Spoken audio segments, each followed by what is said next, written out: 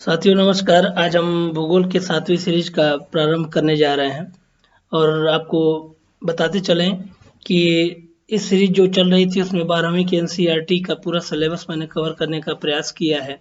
और 12वीं के एनसीईआरटी से आप जानते ही हैं कि इसमें विभिन्न परीक्षाएं जो होती हैं, उन परीक्षाओं में जितने भी प्रश्न आते हैं मोस्टली इसमें से आते हैं। चाहे वो यदि हम पर्यावरण की बात करें, यदि सीटेट या यूपी टेट या सुपर टेट की पर्यावरण की बात करें, चाहे अन्य जो प्रतियोगी परीक्षाएं हैं उसमें पर्यावरण की बात करें या भूगोल की बात करें, तो ये इसमें 12वीं के एनसीईआरटी के ही सिलेबस को ज़्यादा प्रेफर करता है। तो इसलिए मैंने इस सीरीज को बनाने का प्रयास किया है। ये 7वीं सीरीज है, 3 सीरीज और आएंगी, तो 10 सीरीज में पूरा मैंने एनसीईआरटी 12वीं का भूगोल प्रयास किया है कि कवर कर लिया जाए। तो यदि आप लोगों ने यदि पहले वाला सीरीज नहीं देखा होगा तो हमारे चैनल पर जाके और उसमें प्लेलिस्ट में आप अन्य जो 6 सीरीज मैंने जो बनाई है उसको देख सकते हैं। देखिए, इसमें बहुत कम से कम समय मैंने रखने का प्रयास किया। 25 से 30 मिनट की वीडियो बनाई गई हैं और उस वीडियो में आपको लगभग 70 से ऊपर जो प्रश्न हैं वो तैयार किए गए हैं। अभी जो सीरीज है उसमें मैंने काफ़ी प्रयास किया है कि आपके कमेंट जो हैं वो हमारे लिए बहुत महत्वपूर्ण है। कृपया आप वीडियो पे ही कमेंट किया करें। वीडियो का जो कमेंट बॉक्स है उसमें आप कमेंट करेंगे तो इससे हमको अपने वीडियो में और क्या सुधार किया जा सकता है, कौन सा सिलेबस और टच किया जा सकता है, इसके बारे में हम थोड़ा सा चर्चा कर सकते हैं। तो चलिए आइए शुरू करते हैं। पहला प्रश्न जो है, निम्नलिखित बंदरगाहों में से कौन सा भारत के पूर्वी तट पर स्थित बंदरगाह है? तो देखिए, ये भारत का दक्षिणी हिस्सा है जिसको हम प्रायद्वीपीय भारत भी कहते हैं। और आप सभी जानते होंगे कि प्रायद्वीप कौन सा हिस्सा होता है। वो स्थल का भाग होता है जो 3 तरफ से, 3 दिशाओं से, एक दिशा 2 और 3 दिशाओं से क्या है वो जल से घिरा रहता है। तो ऐसे क्षेत्रों को हम कहते हैं प्रायद्वीप या पेनिनसुला। अंग्रेजी में कहते हैं पेनिनसुला, इसको भी याद रखेंगे। और पूर्वी जो भाग है इसको हम बे ऑफ बंगाल या बंगाल की खाड़ी कहते हैं। तो खाड़ी क्या होता है आप ये भी जानते चलेंगे। खाड़ी जो होता है स्थल का वह भाग होता है, जल का वह भाग होता है जो 3 ओर से जल से घिरा है। जैसे ऊपर का भाग ये हो गया, इधर हो गया, और ये 3 ओर से स्थल से घिरा है। तो ये जल के भाग को हम क्या कहते हैं? खाड़ी कहते हैं। यदि स्थल का भाग होता है तो उसके विपरीत क्या है? उसको प्रायद्वीप कहते हैं। चलिए आइए शुरू करते हैं। इसमें बंदरगाह की सूची दिया है, ध्यान देंगे। भारत के पूर्वी तट पे भारत में कुल 13 बड़े बंदरगाह हैं, ठीक है। 13 जो है वो बड़े बंदरगाह हैं और 200 से ऊपर जो है वो छोटे छोटे बंदरगाह भी पाए जाते हैं। तो इसमें जो पहला बंदरगाह है ये तूतीकोरिन, जो ऑप्शन दिया है, ये पूर्वी तट पर स्थित है क्योंकि ये क्या है? तमिलनाडु में स्थित है। तो बताते चलें कि ये इधर का हिस्सा जो है वो तमिलनाडु का है और यहीं पर चेन्नई और नीचे उसके तूतीकोरिन बंदरगाह है। चेन्नई और तूतीकोरिन जो है वो आपके तमिलनाडु में पड़ता है। और इधर ये शेष जो अन्य बंदरगाह हैं जैसे मरमू गोवा है, ये किस में है? गोवा राज्य में स्थित है। मैंगलोर जो है वो कर्नाटक में स्थित है। और ये मुंबई जो कि आप जानते हैं महाराष्ट्र की राजधानी भी है और यहाँ पर एक बंदरगाह है। इस बंदरगाह का नाम नाहवा सेवा या जवाहरलाल नेहरू पत्तन भी है। तो इसको ध्यान रखेंगे। और बता दें थोड़ा सा, एक और पूछता है कि सबसे बड़ा जो आयात निर्यात के लिए जो बंदरगाह बना है वो वर्तमान में क्या है? सबसे अधिक माल का ढुलाई करने वाला जो बंदरगाह है वो मुंबई है।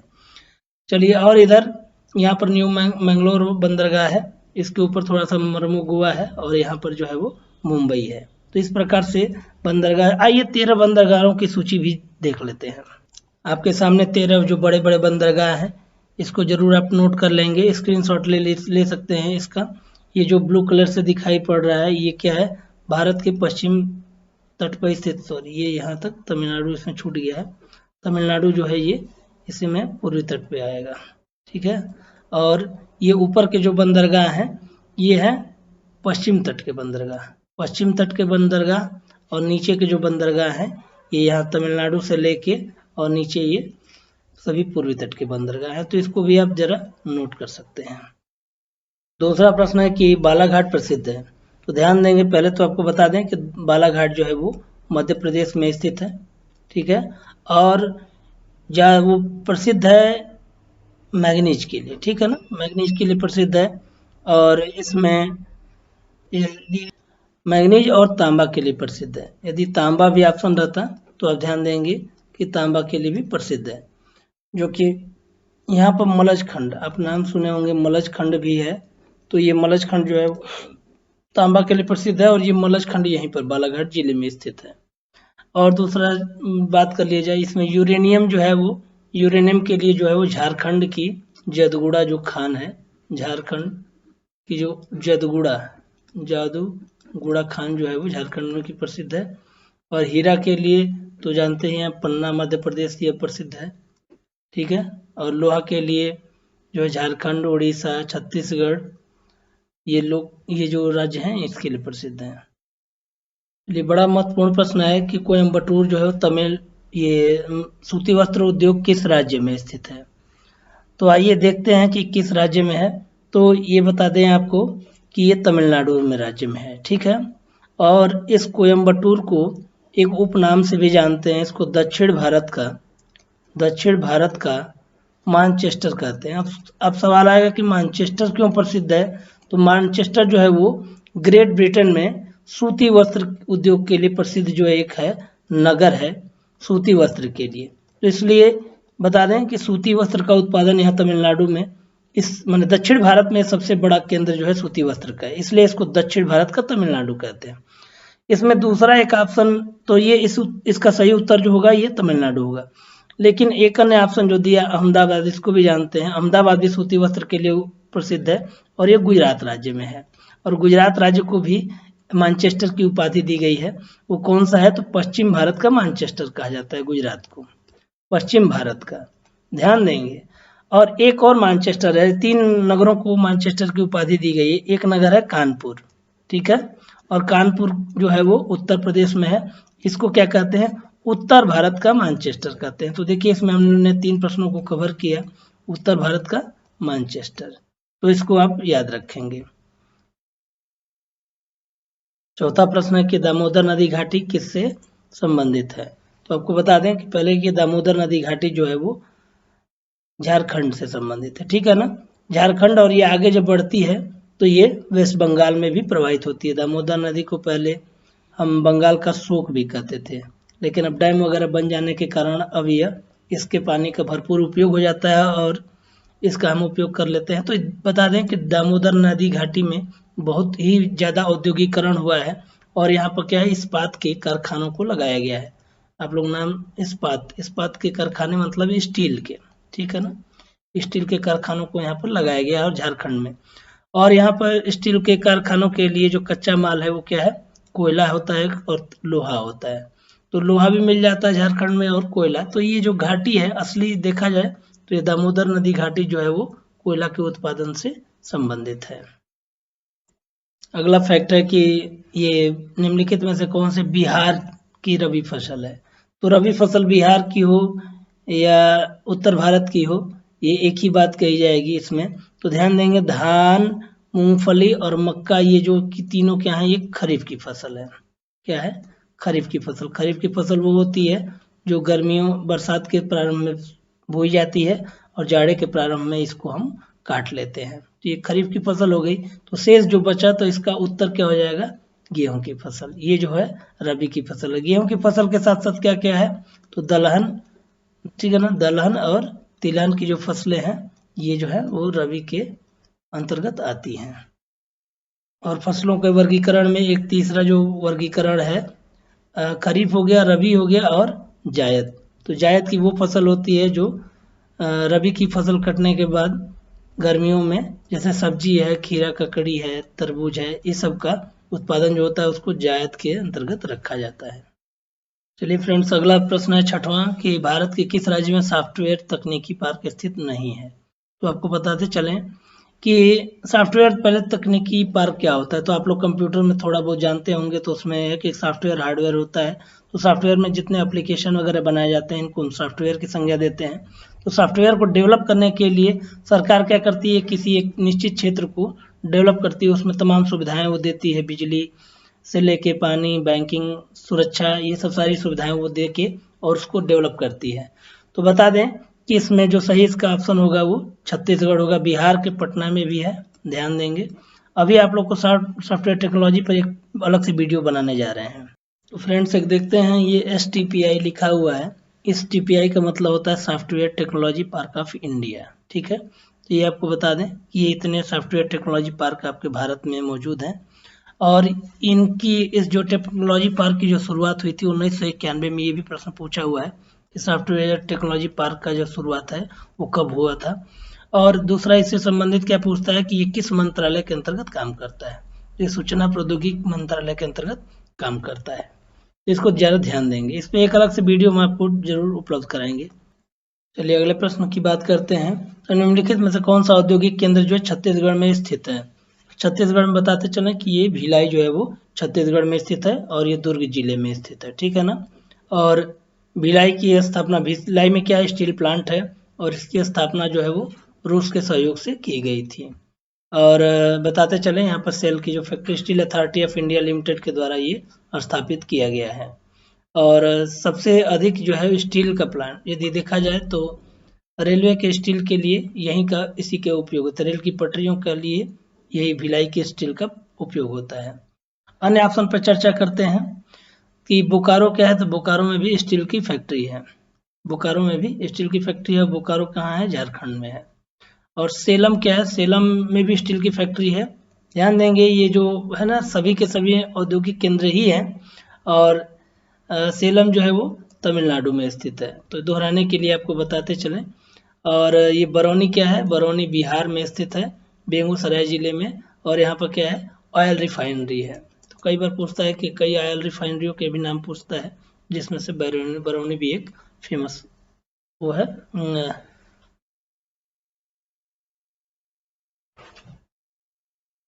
अगला प्रश्न है कि इसको का राष्ट्रीयकरण कब किया गया।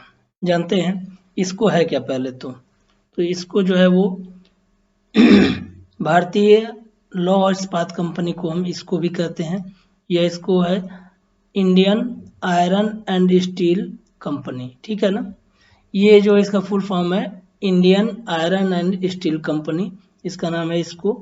और बता दें थोड़ा सा कि ये पश्चिम बंगाल में स्थित है, ठीक है ना। पश्चिम बंगाल के बर्नपुर, आसनसोल जो जिला है उसमें बर्नपुर एक स्थान है, वहाँ पर ये स्थित है। तो इसकी जो सबसे पहले देखा जाए तो यदि ऐतिहासिक बात देखा जाए तो इसको का सबसे पहले लोहा बनाने का कार्य जो है अंग्रेजों के द्वारा यहीं पर स्थापित किया गया, लेकिन ये सब संभव नहीं हो पाया। ये 1874 में सबसे पहले यहाँ पर प्रयास किया गया था, लेकिन ये संभव नहीं हुआ। सबसे पहली सक्सेसफुल जो कंपनी है वो जमशेदजी टाटा के द्वारा ही स्थापित हो पाई थी। तो ये इसको जो कंपनी है तो बताते चलें कि ये जब सही नहीं हो पाई, लेकिन फिर बाद में जब ये जमशेदजी टाटा के द्वारा जो 1907 में जो टिस्को की स्थापना हुई, Tata iron and steel company, तो इसकी स्थापना के बाद ये धीरे धीरे अब इन लोगों को तकनीकी ज्ञान होने लगा, और इसके बाद फिर और बहुत सी स्टील प्लांट खोले गए। तो ये भी यहाँ का भी जो है इसको का भी शुरुआत में ये SAIL steel authority of India limited के द्वारा इसको सहयोग करके और इसको चलाया जाने लगा। 1973-74 में इसका जो है राष्ट्रीयकरण कर लिया गया, पूर्ण रूप से ये सरकार के कब्जे में आ गई। आइए देखते हैं अगला प्रश्न। अगला प्रश्न है कि राष्ट्रीय चैनल डाक का रंग क्या होता है। तो पहले तो ये जान लें कि ये डाक विभाग से संबंधित है। डाक मतलब चिट्ठी, मतलब जो आपके इसके संचार, सूचना एवं संचार का जो चैप्टर है इससे संबंधित यह प्रश्न है। और बता दें कि पूरे भारत को 9 जो है वो पोस्टल जोन्स में बांटा गया है, जिसमें 8 क्षेत्रीय हैं और 1 आर्मी को लेके इसकी संख्या कितनी हो जाती है, 9। मतलब भारत का जो पूरा देश का जो क्षेत्रफल है उसको हम 8 जोन में बांटे हैं, और 1 आर्मी को लेके 9 जोन। पोस्टल जोन्स पूछता है कि कुल कितने जोन्स हैं, तो ये 9 हैं। जो अंक यदि देखा जाए तो हमारे पिन कोड में PIN, जिसको हम पोस्टल इंडेक्स नंबर भी कहते हैं, पिन कोड, इसका 6 अंक का होता है पिन कोड, ठीक है ना। और ये 6 अंक जो होते हैं अलग अलग अंक, जो जैसे मान लीजिए हम यदि एक उदाहरण लेते हैं जैसे 821112, तो 821112 जैसा कि ये रोहतास का पिन कोड है, रोहतास में है उसका कोचस का, तो ये 8 जो है ये बिहार के लिए आता है, ठीक है ना। इस तरीके से दो जो होता है, दूसरा जो होता है ये बिहार में जो पटना जोन है या झारखंड वाला जो इलाका, ये जो इसमें भी जोन में बांटा गया है। यदि पूरे राज्य की बात की जाए तो ये 8वें, जो पहला जो है वो स्टेट एरिया को दिखाता है, दूसरा वो जोन क्षेत्र को दिखाता है, ठीक है। जैसे स्टेट में कौन सा जोन है, तीसरा जो नंबर है वो जिले को दिखाता है, जिले के बाद अनुमंडल, और इस तरह से मतलब कहने का मतलब ये है कि ये 6 जो अंक होते हैं वो आपके स्थान के उचित लोकेशन को आपको दिखाते हैं। अब इसके बारे में जानते हैं कि इसकी शुरुआत जो है वो कब हुई थी। तो इसकी शुरुआत बताते चले। इसकी शुरुआत जो है वो 15 अगस्त 1972 को, आप यहाँ देख सकते हैं 15 अगस्त 1972 को की गई थी। और इसके जो फाउंडर हैं, इसको जो शुरुआत, इसके जो कल्पना करने वाले हैं वो वीकाजी वालेंकर हैं, ठीक है ना। और ये कोलकाता में जब सर्विस में थे तो इन्होंने इस जोन को ऐसे जोन में बांटने के लिए आपको प्रस्तावित सुझाव दिया था। अगला प्रश्न है, इसका आप स्क्रीनशॉट ले लीजिए। इसमें विभिन्न रंगों के लिए जानकारी दिया गया है कि कौन कौन से कलर जो होते हैं। तो देखिए राजधानी चैनल है, इसके लिए पीले रंग का उपयोग किया जाता है, जो इसका उत्तर होगा। मेट्रो चैनल के लिए ध्यान देंगे नीला रंग, मेट्रो चैनल जो होते हैं मेट्रो सिटीज़ के लिए। ग्रीन चैनल जो होता है वो स्थानीय पिन कोड के लिए हरे रंग के लिए होता है, ठीक है ना, इसको आप ध्यान देंगे। दस्तावेज चैनल डॉक्यूमेंट के लिए जो है। तो इस तरीके से ये चैनल है, 6 प्रकार के चैनल बनाए गए हैं, ठीक है। तो इसको आप लोग स्क्रीनशॉट लेके इसको पढ़ सकते हैं। कोंकण रेलवे जो है, कोंकण रेलवे देखिए ये पश्चिम में, जो भारत का जो पश्चिमी भाग है, ध्यान देंगे यहाँ गुजरात, ये ऊपर जो है क की खाड़ी है, माने कच्छ की खाड़ी है, नीचे जो है ख की खाड़ी है, माने खंबात की खाड़ी है। तो ये यहाँ से ये जो कोस्टल प्लेन्स है ये गुजरात वाला, इसको हम गुजरात के मैदान के नाम से या कच्छ काठियावाड़ का मैदान के नाम से हम जानते हैं, ठीक है। इसके बाद यहाँ से जब नीचे उतरते हैं तो मुंबई से लेके और ये गोवा तक का ये जो क्षेत्र है इसको हम कहते हैं कोंकण तट, इसी को हम कहते हैं कोंकण तट। और तीसरा जो है यहाँ कर्नाटक वाले को हम कन्नड़ का तट या कनारा का तट भी कहते हैं, ठीक है ना। कर्नाटक का जो तट है उसको हम कर्नाटक या कनारा का, और ये जो केरल वाला तट है इसको हम मालाबार तट के नाम से जानते हैं। ध्यान देंगे ये इसका प्रादेशिक वर्गीकरण था। अब आते हैं इसकी लंबाई कितनी है। ये प्रश्न पूछा है कोंकण रेलवे पूछा है, ठीक है ना, कोंकण तट ना पूछ के कोंकण रेलवे पूछा है। ये तट पूछेगा तो कोंकण तट की जो लंबाई है वो 720 किलोमीटर है। और रेलवे देखा जाए तो रेलवे की जो लंबाई है वो 740, जो कि ये चूंकि बोर्ड का ये जारी किया गया मॉडल पेपर है उसके हिसाब से प्रश्न सेट किए गए हैं। इसका सबसे नियरेस्ट जो उत्तर होगा वो 750 किलोमीटर लगभग इसका हो जाएगा लंबाई, ठीक है। ये कोंकण रेलवे कोंकण तट, ठीक है। अगला प्रश्न, ग्रामीण अधिवास के निवासियों का मुख्य क्रियाकलाप क्या है। तो ग्रामीण अधिवास जो हैं के जो लोग हैं वो, उनका सबसे ज़्यादा कार्य जो है वो कृषि और पशुपालन से संबंधित रहता है, कृषि पशुपालन और मत्स्य मछली पकड़ने से, ठीक है। तो ये जो है वो प्राथमिक आर्थिक क्रियाकलाप इससे इसका उत्तर हो जाएगा, ठीक है। दूसरे वाले हम बात कर लें तो दूसरा वाला जो क्षेत्र है उसको हम औद्योगिक या उद्योग वाले क्षेत्र कहते हैं। ध्यान देंगे तृतीय वाला जो होगा वो सेवा क्षेत्र हो जाएगा, और ये नीचे वाला जो चतुर्थक हो जाएगा वो विशिष्ट आर्थिक क्रियाओं वाला क्षेत्र हो जाएगा। तो इस तरीके से ये, तो पहले का उत्तर हो गया प्राथमिक आर्थिक क्रियाओं से संबंधित है।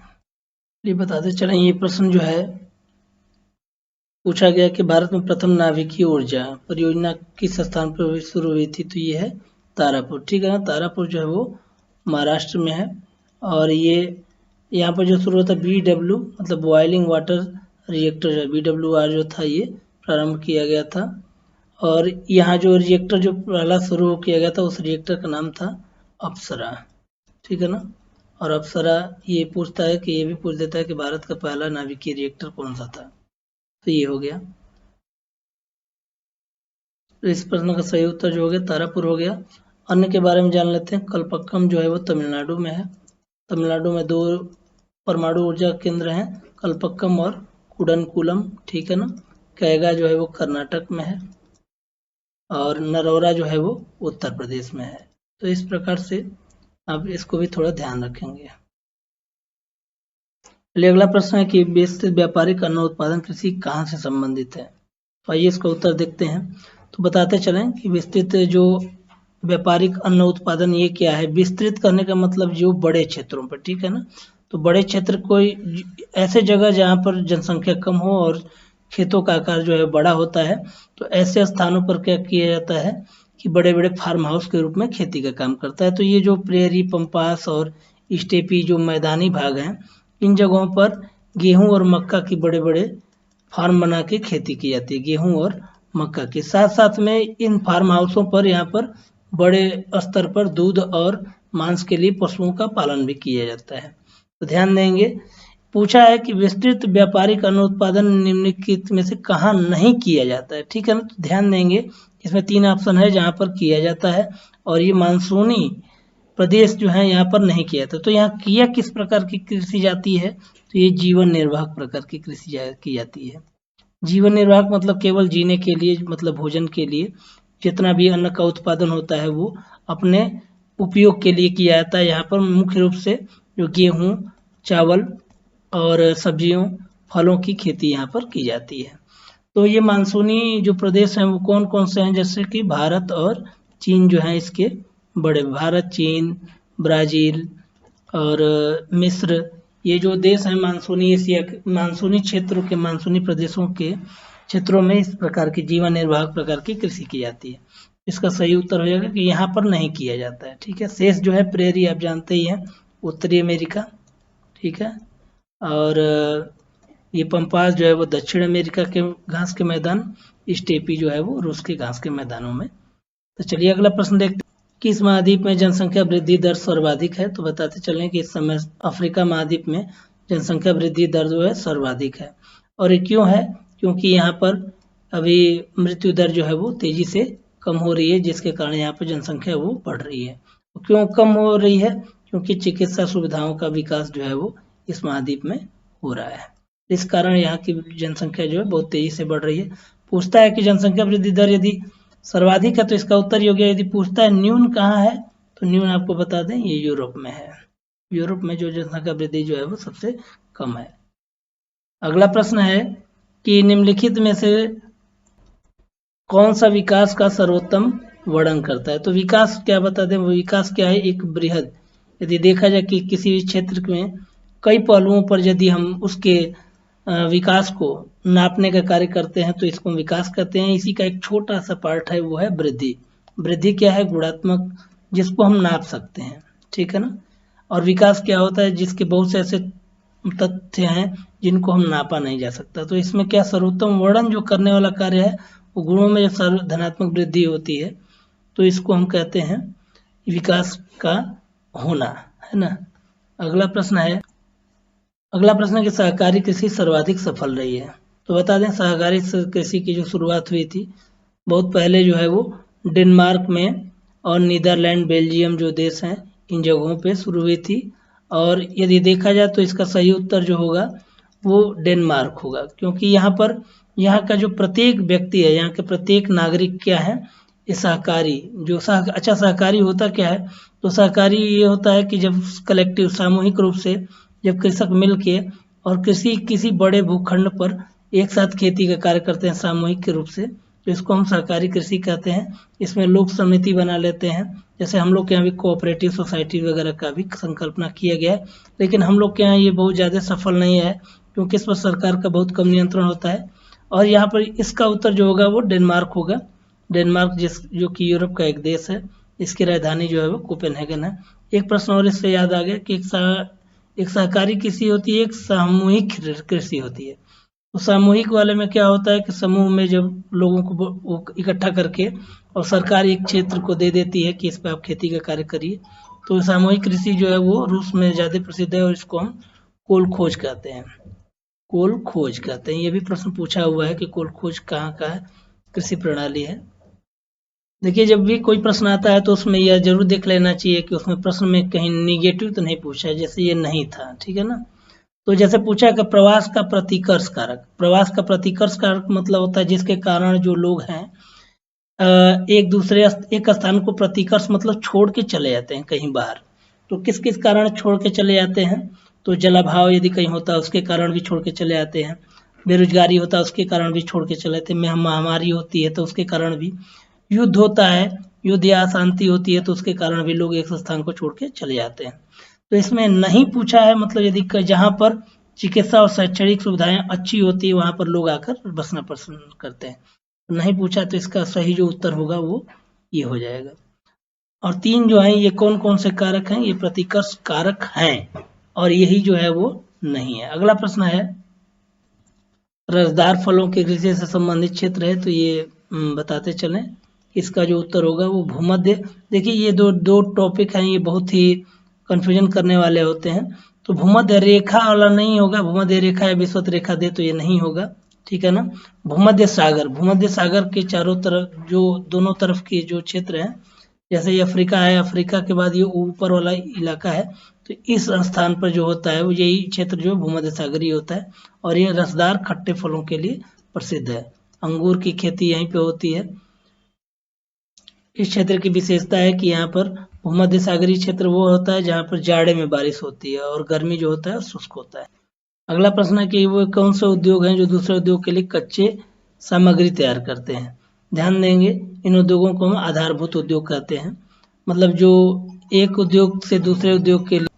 अगला प्रश्न है कि तो ये आधारभूत उद्योग हो जाएंगे। इसके अंतर्गत जो है वो लौह इस्पात उद्योग जो होता है।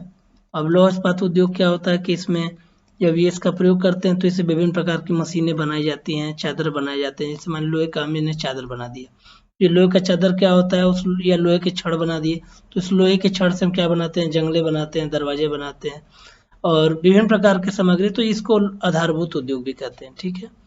और कुटीर उद्योग जो कि एक झोपड़ी में, एक मकान में, एक छोटे स्तर पे जो लोग, एक ही परिवार के लोग जो हैं एक प्रकार के, जैसे कुम्हार है तो कुम्हार क्या करता है? मिट्टी के बर्तन बनाता है, लोहार जो है वो लोहे के औजार बनाता है। तो इस तरह के जो उद्योग हैं वो कुटीर उद्योग होते हैं। चलिए इसके बारे में भी हम लोग चर्चा करेंगे। अगला है द्वितीयक उद्योग नहीं है।